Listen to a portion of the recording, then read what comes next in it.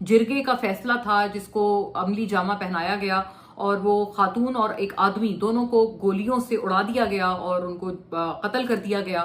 ان کی لاشوں تک کی بے حرمتی کی گئی, ان کی لاشوں تک پہ گولیاں برسائی گئیں. اس پہ وزیر اعلیٰ بلوچستان جو ہیں وہ پریس کانفرنس کر رہے تھے اور بڑا انہوں نے کلیم کیا کہ جی ہم نے بڑا اچھا کام کیا ہے, ہم نے پکڑ لیا ہے قاتل کو اور وہ سردار کو بھی پکڑ لیا ہے جس نے جرگہ کیا. اور افسوس کی بات ہے کہ جو چیف منسٹر بلوچستان ہے سرفراز بگٹی, وہ اس کو سردار صاحب کہہ کے اس آدمی کو, اس قاتل کو مخاطب کر رہے ہیں جس کا یہ فیصلہ تھا. اور نہ صرف چیف منسٹر بلوچستان بلکہ میں نے یہ تک دیکھا کہ جو رپورٹرز ہیں جو کہ سوال کر رہے ہیں اس آدمی سے جب اس کو پولیس لے جا رہی ہے اور وہ حراست میں ہے, تو وہ جو رپورٹرز بھی اسے سوال کر رہے ہیں وہ بھی اس کو سردار صاحب کہہ کے بلا رہے ہیں. تو مجھے نہیں سمجھ آتی کہ یہ کیا ایکسرسائز ہے کہ ایک قاتل کو آپ عزت دے رہے ہیں. کس بات کی عزت؟ اس کو تو جوتے مارنے چاہیے. اس طرح کے آدمی کو جس نے ایک سفاک قتل کرنے کا, ایک بہیمانہ قتل کرنے کا جو ہے وہ ایک حکم دیا ہو. تم کون ہوتے ہو حکم دینے والے؟ خدا سمجھنے والا ایک آدمی اپنے آپ کو, جو کہ سمجھتا ہے میں کسی کی بھی جان لے سکتا ہوں, کسی کو بھی جان دے سکتا ہوں اور لوگوں کی زندگی موت میرے ہاتھوں میں ہے.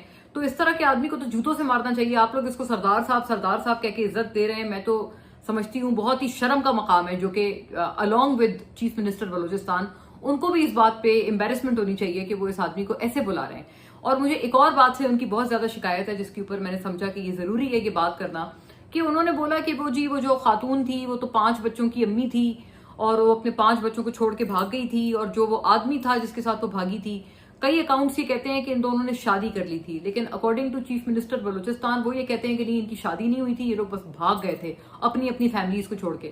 آدمی کے 4 یا 5 بچے تھے, عورت کے بھی 5 بچے تھے, اپنے گھر والوں کو وہ جو ہے وہ چھوڑ کے بھاگ گئے تھے.